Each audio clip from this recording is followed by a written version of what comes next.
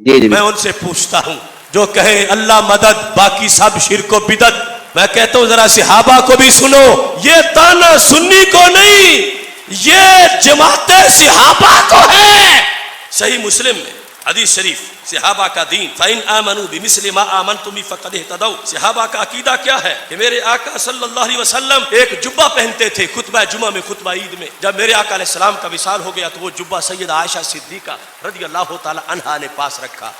حضرت اسماء بنت ابی بکر رضی اللہ تعالی عنہا جو سیدہ عائشہ صدیقہ کی بڑی ہمشیرہ ہیں، وہ کہتی ہے لما قبضت قبضتها، جب عائشہ صدیقہ کا وصال ہو گیا تو جبہ میں نے پاس رکھ لیا۔ اب اس جبے کا کمال کیا ہے؟ 74 ہجری تک زندہ تھی اسماء، سرکار کے وصال سے آدھی صدی بعد بھی کہہ رہی تھی، کہتی ہیں فنحن نغسلها للمرضى نستشفی بها۔ اس جبے کا کمال یہ ہے کہ ہم صحابہ میں سے جو بھی بیمار ہوتا ہے ہم جبہ دھو کے نچوڑ کے پانی پیتے جائیں، بیماری دور ہو جاتی ہے۔ مسلم شریف سے پیش کر رہا ہوں، مسلم شریف، نحن نغسلها، ترجمہ یہ نحن ہم، نغسلها اس جبے کو دھوتے ہیں، للمرضى، مرضى مریض کی جمع ہے، دھوتے ہیں مریضوں کے لیے، نستشفی بها، ہم اس جبے سے شفا چاہتے ہیں، جبے کے ذریعے سے شفا چاہتے ہیں۔ میں ان سے پوچھتا ہوں جو کہیں اللہ مدد باقی سب شرک و بدعت، میں کہتا ہوں ذرا صحابہ کو بھی سنو، اللہ مدد باقی سب شرک و بدعت یہ تم مودی کو نہیں کہتے، یہ تم سنی سے کہتے ہو، تو پھر سنو، یہ تانا سنی کو نہیں، یہ جماعت صحابہ کو ہے۔ ہوش کرو، جب صحابی بیمار ہوتے تھے تو کیوں نہیں یا اللہ مدد کہتے تھے؟ کیوں جبہ دھوتے تھے؟ کیوں نچوڑتے تھے؟ کیوں پانی پیتے تھے؟ میرا یقین ہے ان کا عقیدہ تھا کہ اللہ مشکل کشائی کرتا ہے، اللہ حاجت روائی کرتا ہے، اللہ کی اذن کے بغیر کوئی پتا بھی نہیں ہلا سکتا، مگر یہ بتانا چاہتے تھے کہ نبی کے پیکر سے جو کپڑا لگے، اس کپڑے سے جو پانی لگے، وہ مدد بھی غیر کی نہیں، اللہ ہی کی مدد ہے۔ اچھا، ایک چھوٹی سی بات اس ویڈیو کے بارے میں میں یہ بھی کہنا چاہوں گا کہ اللہ کے نبی صلی اللہ علیہ وسلم نے خود یہ مستشفی کا ہے کہ اللہ کے نبی صلی اللہ علیہ وسلم کے جبے کے ذریعے سے شفا طلب کرتے تھے۔ تو اللہ کے نبی صلی اللہ، جس میں یہ کہیں نہیں ہے کہ جبے سے شفا مانگتے تھے، یہ ہے نا کہ جبے کو ایک تبرک سمجھتے تھے اور یہ نہیں سمجھتے تھے کہ یہ جبہ مدد کر سکتے یا جبہ جو ہے وہ شفا دے سکتا ہے، شفا دینے والا ہے۔ انہوں نے اس طرح کی کوئی بات کہی نا کہ اللہ تعالیٰ کو نہیں پکارتے تھے۔ بھائی صحابہ کرام کے بارے میں آپ کیسے سوچ سکتے ہیں کہ وہ اللہ تعالیٰ کو نہیں پکارتے تھے؟ وہ جبے کو شفا کا سبب سمجھتے تھے، شافی نہیں سمجھتے تھے۔ صحابہ کرام کی تربیت اسی بات پہ ہوئی تھی۔ تو جیسے انسان کسی دوا کو شفا کا سبب سمجھ لیتا ہے نا، اس کو شافی نہیں سمجھتا ہے۔ یہ کہنا کہ صحابہ کرام اللہ تعالیٰ کو نہیں پکارتے تھے، یہ غالباً انہوں نے اس طرح کی بات کہی ہے۔ اللہ کے نبی صلی اللہ علیہ وسلم نے تو بار بار صحابہ کرام کو یہ سکھایا ہے کہ شفا دینے والی ذات صرف اللہ کی۔ اللہ کے نبی صلی اللہ علیہ وسلم جو دعا دیتے تھے مریض کو، اس دعا میں ہی اللہ کے نبی صلی اللہ علیہ وسلم یہ عقیدہ صحابہ کو سکھاتے تھے کہ شفا دینے والی ذات صرف اللہ کی۔ اللہ کے نبی دعا دیتے تھے اذهب الباس رب الناس اشفی انت الشافی لا شفاء الا شفاءک شفاء لا یغادر سقما۔ اللہم انت الشافی، تو ہی شافی ہے، لا شافی الا انت، تیرے علاوہ کوئی شافی نہیں ہے۔ اللہ کے نبی صلی اللہ علیہ وسلم نے یہ سکھایا۔ ہاں، اس شفا کے لیے کوئی سبب بن سکتا ہے، جیسے ڈاکٹر کبھی سبب بن جاتا ہے شفا کے لیے، لیکن اس کا یہ مطلب نہیں کہ ڈاکٹر خود شفا دینے والا ہے۔ اصحاب اخدود کا واقعہ بہت مشہور ہے قرآن مجید کے اندر، اور ایک آدمی اندھا ہو گیا اور اس جو بچے کے پاس آیا، بہت سارے ہدایہ لے کر کے آیا، اور جو ہے وہ اس نے اس بچے سے، جو اصحاب اخدود کے واقعے میں جس بچے کا ذکر ہے، اس نے کہا ان انتا شفیتنی، کہ آپ ہی ہے جس نے مجھے شفا دی ہے۔ تو اس بچے نے کیا سمجھایا؟ انی لا اشفی احدن، میں کسی کو شفا نہیں دیتا، انما یشفی اللہ، اللہ تعالیٰ شفا دینے والا ہے۔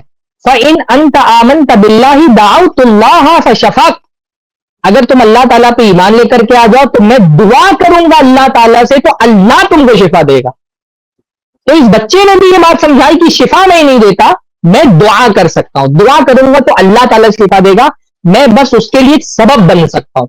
تو یہ تو اللہ کے نبی صلی اللہ علیہ وسلم کی حدیث، قرآن کی آیتیں، حضرت ابراہیم علیہ السلام کہہ رہے ہیں وَإِذَا مَرِضْتُ فَهُوَ يَشْفِينِ، جب بھی میں بیمار ہوتا ہوں اللہ ہے جو مجھے شفا دیتا ہے. قرآن و حدیث کی جیسا میں نے کہا نا کہ مسلسل واضح آیتیں حدیثیں بھری ہوئی ہیں کہ شفا دینے والی ذات صرف اللہ کی ہے.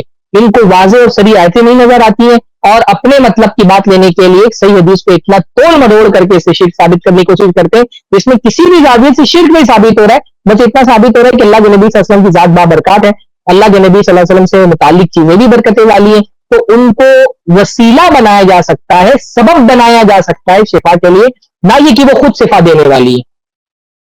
بارک اللہ فیکم. چلیے میں ایک مثال میرے ذہن میں آئی تھی, میں سوچا شیئر کر دوں. تو دیکھیے ایک ہوتا ہے جیسے ہم ڈاکٹر کے پاس جاتے ہیں, ڈاکٹر نے دوا دیا, اب وہ دوا ایک انسان کو استعمال کرنا ہے, وہ دوا کے ذریعے اس کے لیے شفا ہوگی, وہ دوا کا استعمال کرے. نبی صلی اللہ علیہ وسلم کے آثار سے برکت حاصل کرنا ہم دیکھتے ہیں کہ اللہ کے رسول صلی اللہ علیہ وسلم سے ثابت ہے اور جو صحابہ اکرام نے کیا. لیکن کیا یہ مثال استعمال کی جا سکتی ہے آج اللہ کے رسول صلی اللہ علیہ وسلم سے دعا کرنے کے لیے؟ کیا یہ استعمال کی جا سکتی ہے؟ یہ دلیل, اسے دلیل کے طور پہ پیش کرتے ہیں. ایک بہت جو بڑے ٹاپ 12 دلائل جو ہے ان میں سے ایک دلیل یہ والی ہے جو یہ ذکر کر رہے ہیں. اب جیسے کہ شیخ شعبان نے اس کی مثالیں بتائی الحمدللہ, اور بہت اہم مثالیں تھی جس کے ذریعے بات سمجھنے والوں کے لیے بہت کچھ ہے. اور کیسے شرک کی دلیل, یعنی اللہ کے علاوہ اوروں سے دعا کیا ہے؟ عبادت ہے. دعا ہوا العبادہ. نبی صلی اللہ علیہ وسلم سے یہ تو ثابت ہے, یعنی کہ صحابہ اکرام سے یہ تبرک بھی آثار نبی تو ثابت ہے. نبی صلی اللہ علیہ وسلم کی جو بعض چیزیں ہیں ان سے تبرک حاصل کرنا یہ ثابت ہے. لیکن دعا کرنا اللہ کے رسول صلی اللہ علیہ وسلم سے کہیں صحابہ سے ثابت نہیں ہے, کوئی قرآن و حدیث میں کہیں دلیل نہیں ہے. تو یہ بات تو اپنی جگہ پہ واضح ہے, بہت کلیئر ہے, بہت اسٹرانگ ہے. لیکن یہاں پہ میں ایک مثال بس ایک دے رہا تھا. ایک مثال یہ کہ اگر کوئی شخص ڈاکٹر کے پاس جاتا ہے اور ڈاکٹر اسے دوا پرسکرائب کرتا ہے, اب دوا سے شفا کا ذریعہ ہے, یہ تو بات ثابت ہے, ہم جانتے ہیں کہ دوا لیتے ہیں. لیکن بعد میں کوئی اگر وہ دوا کی بوٹل سے ہی بات کرنے لگے, ہاں کوئی اگر دوا کی بوٹل سے بات کرنے لگے تو ہم کیا کہیں گے؟ کیا اس بات کو صحیح بولیں گے کہ بھائی کوئی اگر پہلے تو دوا کی بوٹل سے ذریعہ اس کے شفا مل رہا ہے, الحمدللہ دوا پینا اس کے لیے شفا کا ذریعہ ہے, شفا دینے والا تو اللہ ہے. لیکن اگر پھر بعد میں ڈاکٹر کے پاس جانے کی جگہ وہ ڈاکٹر سے بوٹل سے ہی بات کرنے لگے کہ ڈاکٹر مجھے آپ یعنی علاج دیجئے, ہاں یہ بوٹل سے بات کرنے لگے, تو یہ کیا صحیح ہوگا؟ تو ہم ایسی بہت ساری مثالیں دے سکتے ہیں سمجھنے والوں کے لیے.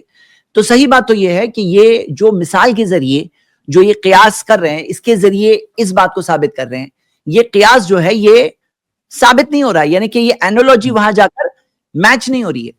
یہ جو ایکویویلنٹ بلکہ یہ بھی سوال پیدا ہو رہا ہے نا کہ اللہ کے رسول صلی اللہ علیہ وسلم کے قبر پہ جا کر کتنی شفا مانگتے تھے, یا ویسے ہی اللہ کے رسول سے کیوں نہیں شفا مانگتے تھے؟ آ کر کے اللہ کے نبی صلی اللہ علیہ وسلم کے جبے سے تبرک تو حاصل کرتے تھے, لیکن قبر پہ جا کر کے شفا کی دعا کیوں نہیں کرتے تھے؟ یہ آپ کیا کر رہے ہیں؟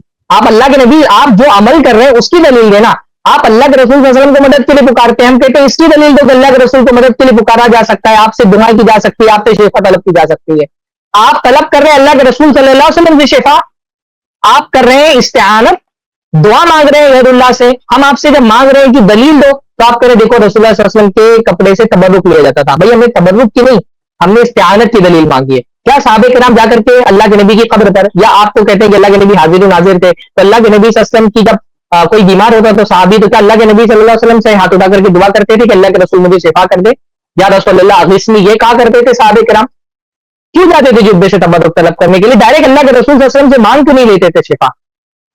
قرآن مجید تو کہتا ہے اما یجیب المضطر اذا دعا, کہ جب بندہ پریشان حال ہوتا ہے تو اللہ تعالیٰ اس کی مدد کرتا ہے. صحابہ کرام آیتیں پڑھتے تھے, ان کو پتا تھا کہ مدد کرنے والا اللہ ہے. یہ ان کو پتا تھا کہ اللہ کے نبی صلی اللہ علیہ وسلم کے آثار میں تبرک ہے, تو اس سے برکت حاصل کرتے تھے, لیکن دعا پھر بھی وہ اللہ تعالیٰ سے ہی کرتے تھے. نہیں صحیح بات ہے. ایسی روزمرہ زندگی سے کتنی مثال ہے. اب جیسے فٹ بال کے پلیئرز کے جرسی ہوتے ہیں, اب کیا کوئی وہ جرسی سے یعنی کہ پلیئر سے بات کرنے کے لیے جرسی سے بات کرنے لگے؟ کیا یہ عام طور پہ زندگی میں ایسا کوئی کرے گا؟ یا کوئی مان لو آپ کے بہت اچھے کوئی ٹیچر ہیں, وہ ٹیچر کی کوئی ٹیکسٹ بک ہے اور ٹیکسٹ بک کے ذریعے آپ نے ان سے بہت کچھ سیکھا.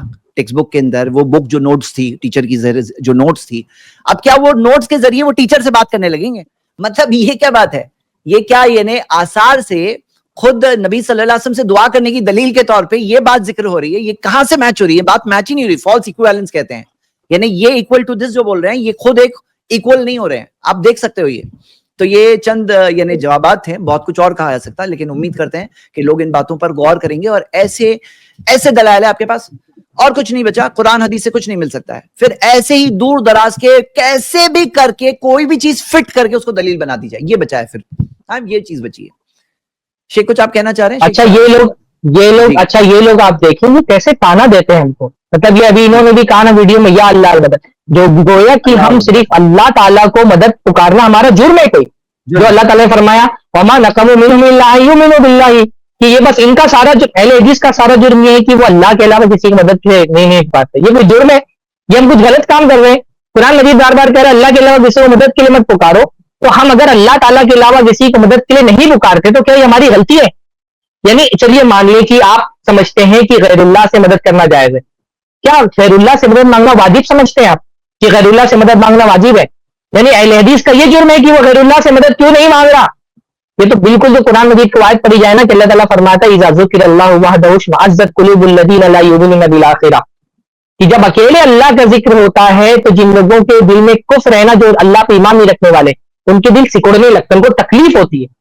یہ ہمارے بھائی ان کو تکلیف ہوتی ہے کہ یہ صرف یا اللہ مدد کیوں کہہ رہا ہے, یہ ہمارے ولیوں کا پیروں کا نام کیوں نہیں لے رہا ہے. یہ اس سے پہلے والی بھی جو ویڈیو ہے, اس ویڈیو میں بھی ایسا لگتا ہے لیڈیز کا واجبی کا سب سے بڑا جرم ہے کہ اللہ تعالیٰ کو ہی کیوں پکارتے ہیں. ان کو اس سے تکلیف ہے کہ اللہ تعالیٰ ہی کو کیوں پکارتے ہیں. سبحان اللہ, یہ کتنی بڑی اور عظیم بات ہے.